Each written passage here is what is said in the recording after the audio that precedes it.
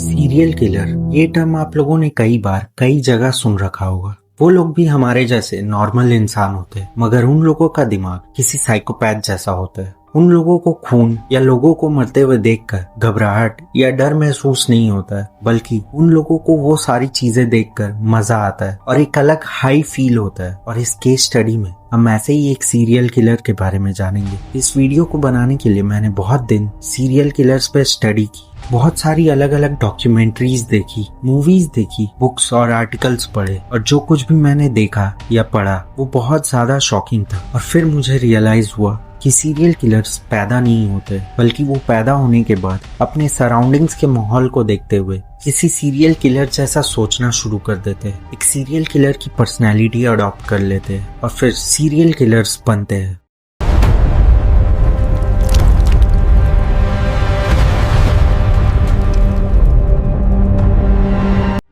FBI के मुताबिक जो इंसान 3 लोगों को अलग अलग टाइम पर सेम पैटर्न से अपनी साइकोलॉजिकल सेटिस्फैक्शन के लिए मारे, उसे सीरियल किलर कहते हैं। तुम किसी मास मर्डरर, क्रिमिनल या टेररिस्ट को सीरियल किलर नहीं बोल सकते, क्योंकि उनमें फर्क सिर्फ मोटिव का होता है।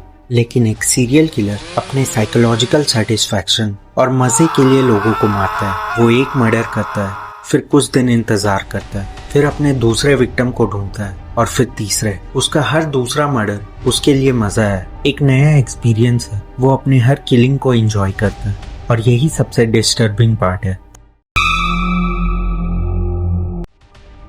तहम यूनिवर्सिटी UK, इन्होंने एक रिसर्च की जिसका नाम था fetal programming and stress response. इस रिसर्च में इन लोगों ने कुछ प्रेग्नेंट वुमेन को स्टडी किया, जिससे ये पता चला कि एक बच्चा दुनिया में आने से पहले से ही स्ट्रेस लेना शुरू कर देता है। और ये एक बहुत ज्यादा शॉकिंग रिसर्च थी, क्योंकि आप ही सोचिए कि जो बच्चा अभी तक इस दुनिया में पैदा भी नहीं हुआ है, जिसके पास सोचने तक की शक्ति नहीं है, वो कैसे स्ट्रेस ले सकता है।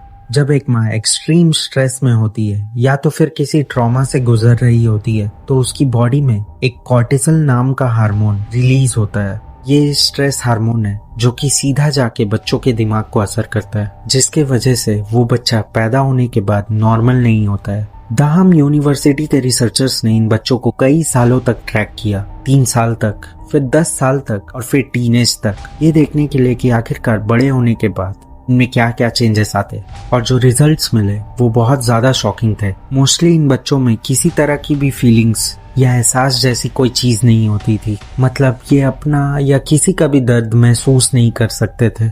छोटी छोटी बातों में एक्सट्रीम रिएक्शन देना, एंगर इश्यूज जैसी प्रॉब्लम्स। और जब एक स्ट्रेस बॉर्न बेबी और नॉर्मल बेबी के ब्रेन को स्कैन किया गया, तो देखा कि दोनों ब्रेन में बहुत ज्यादा फर्क है। तब तहम यूनिवर्सिटी के रिसर्चर्स ने कंक्लूजन में एक बात कही, the 9 months in the womb can determine the next 90 years of life. Prenatal stress is not just a risk factor, but it is a programming mechanism. Programming mechanism मतलब वो बच्चा पैदा होने से पहले ही प्रोग्राम हो रहा है। वो कैसा सोचेगा, कुछ सोचेगा या नहीं, वो कैसा फील करेगा, कुछ फील करेगा भी या नहीं, ये सब कुछ। और ये सिम्टम्स सीरियल किलर बनने के लिए सबसे मेजर रीजंस है।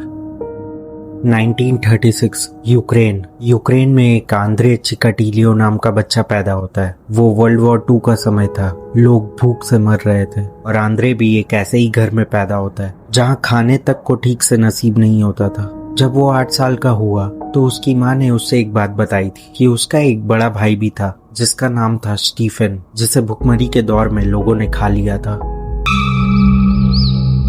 कैनिबलिज्म, जिसका मतलब होता है इंसानों के मीट को खाना, ये सिर्फ 2 ही वजह से होता है। भुखमरी में खाना ना मिलने की वजह से, या तो फिर कोई इंसान बहुत साइको नेचर का हो। और ये उस वॉर के समय में बहुत ज्यादा कॉमन था कि इंसान जिंदा रहने के लिए और अपने भूख को मिटाने के लिए किसी भी हद तक जा सकते थे। वो दूसरे इंसान का फ्लैश तक खा सकते थे। इसी समय चिकाटिलियो का बाप वॉर के किसी प्रिजन कैंप से वापस आया था। वो बहुत ज्यादा फ्रस्ट्रेटेड था, गुस्से से भरा और डिप्रेस्ड। इसी वजह से आए दिन उसके घर में झगड़े होते थे। वो आंद्रे और उसकी माँ को बहुत ज्यादा टॉर्चर किया करता था। चिकाटिलियो जब अपने घर के उस रफ अब्यूजिव सिचुएशन से निकल के बाहर स्कूल जाता तो सब बच्चे उसे ओल्ड वुमेन कहकर बुली किया करते, क्योंकि वो बहुत पुराने मोटे फ्रेम वाले चश्मे पहना करता था और वो बहुत ज्यादा शाई था। यहाँ तक कि उसके कोई दोस्त भी नहीं बनते थे। वो अपना ज्यादातर समय अकेले किताबों के बीच बिताता था। उसका पूरा बचपन भूखमरी, गरीबी और साइकोलॉजिकल ट्रॉमा से भरा हुआ था। मिडिल क्लास था, पढ़ने में बहुत अच्छा, स्कूल टीचर बन गया, उसने शादी कर ली, उसके 2 बच्चे भी हुए। बाहर से देखने में तो सब कुछ नॉर्मल था, मगर अंदर से वो अपनी साइकोलॉजिकल फीलिंग के वजह से एक मॉन्स्टर बनता जा रहा था।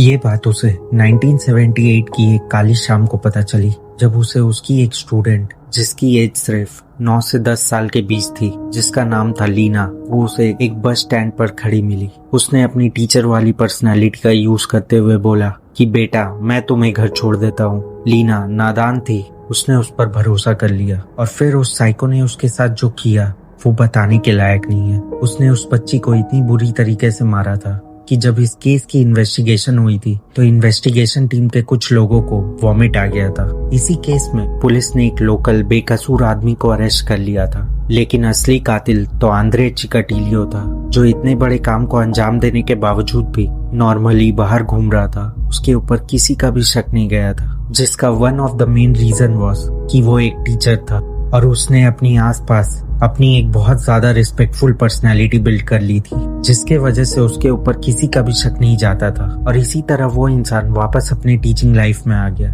और धीरे धीरे लोगों ने इस केस को भुला दिया। लेकिन चिकाटिलियो अपने आप को ज्यादा देर तक रोक नहीं पाया, क्योंकि जो साइकोलॉजिकल सेटिस्फैक्शन या मजा उसे उस बच्ची को मारने में आया था, वही मजा वो दोबारा लेना चाहता था। 2 साल गुजर गए, चिकाटिलियो के सब्र का बांध टूट गया था। वो अपने दूसरे विक्टिम को ढूंढने के लिए दोबारा शिकार पर निकल गया था। वो ज्यादातर बच्चों और जवान लड़कियों को टारगेट करता था, ताकि वो जब उन लोगों को मारे तो वो लोग उससे फाइट बैक ना कर पाए, जिससे उसे उन लोगों को मारने में आसानी हो। वो ऐसे लोगों को ढूंढता था जो अकेले बस स्टैंड या रेलवे स्टेशन पे खड़े होते थे।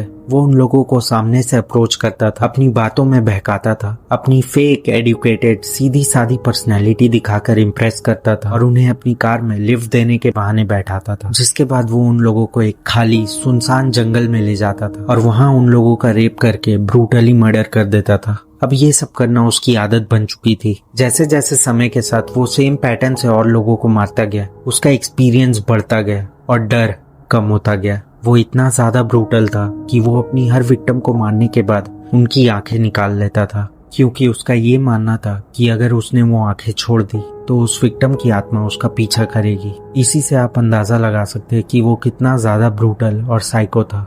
ये सिलसिला रुक ही नहीं रहा था। पुलिस को लगातार जंगल में से लाशें और इंसानों की हड्डियां मिल रही थी। पुलिस के लिए ये सारी बातें बहुत ज्यादा शॉकिंग थी, क्योंकि पुलिस के दिमाग में उस समय तक सीरियल किलर जैसा कोई भी इंसान एग्जिस्ट ही नहीं करता था। चिकाटिलियो अपनी रिस्पेक्टफुल और वेल नोन पर्सनैलिटी का यूज करते हुए बहुत दिनों तक बचता रहा। उसके ऊपर किसी का भी शक नहीं जाता था। अब तक वो सेम पैटर्न से 30 लोगों को मार चुका था। पर 1984 में चिकाटिलियो को एक सेक्सुअल असॉल्ट केस में अरेस्ट कर लिया गया था, लेकिन फॉरेंसिक लैब ने उसका ब्लड टाइप ए रिकॉर्ड किया था, जबकि उसका सीमन सैंपल AB था और उसके खिलाफ सबूत की कमी होने की वजह से उसे इस केस में भी छोड़ दिया गया था। लेकिन इतना सब कुछ होने के बावजूद भी वो नहीं रुका। उसके बाद भी उसने 15 और लोगों को अपना विक्टिम बनाया था। पूरे 7 सालों तक वो बच्चों और औरतों को मारता रहा। ये सिलसिला रुकने का नाम ही नहीं ले रहा था। पुलिस को हर दूसरे दिन एक नई जगह से एक नई लाश मिलती थी, तो मजबूरन उस शहर की पुलिस को इस केस के लिए एक सीरियल मर्डर टास्क फोर्स बनानी पड़ी। ये फोर्स अगले 6 महीने तक फुल एक्टिव रही। उन लोगों ने इस केस से रिलेटेड हर एक छोटी से छोटी एविडेंस को खंगालने की कोशिश की, लेकिन इतना कुछ करने के बावजूद भी उनके हाथ कुछ भी नहीं लगा। आंद्रे चिकाटिलियो अब इतने मर्डर करने के बाद एक ऑर्गेनाइज सीरियल किलर बन चुका था। वो जब भी कोई क्राइम करता अपने पीछे कोई भी सबूत नहीं छोड़ता था। वो वेल ड्रेस्ड रहता था। दुनिया को दिखाने के लिए उसकी एक फेक पर्सनालिटी थी और ऐसे सीरियल किलर को ऑर्गेनाइज सीरियल किलर कहते हैं। 1990 रेलवे स्टेशन में पुलिस ने एक आदमी को देखा जिसके कपड़ों पर खून के निशान थे। हाथ में एक ब्रीफकेस था अब ब्रीफकेस के अंदर एक नाइफ और रस्सी थी। नाम था आंद्रे चिकाटिलियो। ये सब देखते हुए पुलिस ने उसे तुरंत अरेस्ट कर लिया। इंटरोगेशन हुई। चिकाटिलियो ने अपना जुर्म मानने से साफ इनकार कर दिया था, लेकिन फॉरेंसिक और साइकोलॉजिकल प्रेशर के वजह से फाइनली उसने अपना क्राइम कन्फेस कर लिया था। उसने टोटल 52 मर्डर्स किए थे और खुद पुलिस को उन जगहों पर लेकर गया था जहां पर उसने अपनी कुछ विक्टिम्स की लाशों को दफनाया था। वो अपनी हर विक्टिम को किसी पिन लोकेशन में दफनाता था। उसे 10 साल बाद तक भी वो सारी जगह याद थी जहां जहां उसने अपनी विक्टिम की लाशों को दफनाया था। 12 साल में उसने पूरे 52 लोगों को अपना शिकार बनाया था। 1992 में उसके केस का ट्रायल शुरू हुआ था। कोर्ट रूम में वो चीखता था, चिल्लाता था, गालियां देता था। उसके लॉयर का कहना था कि वो मेंटली इल है, लेकिन ये सारी बातें झूठ थी और सारे एविडेंस को देखते हुए कोर्ट ने फाइनली उसे मौत की सजा सुनाई थी। फिर 1998 में रोस्ट्रुक जेल के एक रूम में उसे ले जाया गया और वहां जाके उसके सर में एक गोली मार दी गई और वो मर गया। इतना बड़ा कातिल जिसने पूरे 52 औरतों और बच्चों को मारा था, वो भी ब्रूटली, उसे सिर्फ एक छोटी सी गोली से मार दिया गया। आंद्रे चिकाटिलियो की जिंदगी को अगर आप गौर से देखें तो आप लोगों को हर वो चीज मिलेगी जो मैंने इस वीडियो के स्टार्ट में बताया था। उसकी माँ डिप्रेस्ड थी। वो भूखमरी के दौर में पैदा हुआ था। उसके भाई को लोगों ने खा लिया था। उसका बाप वर्ल्ड वॉर 2 के किसी प्रिजन कैंप से वापस आया था जो उसे और उसकी माँ को टॉर्चर किया करता था। वो घर से निकलकर स्कूल जाता था तो बुली होता था। वो सेक्सुअली फंक्शनल नहीं था और इन सारी चीजों ने मिलकर उसे एक नटोरियस सीरियल किलर बना दिया था जिसे आज तक पूरी दुनिया द रेड रीपर के नाम से जानती है।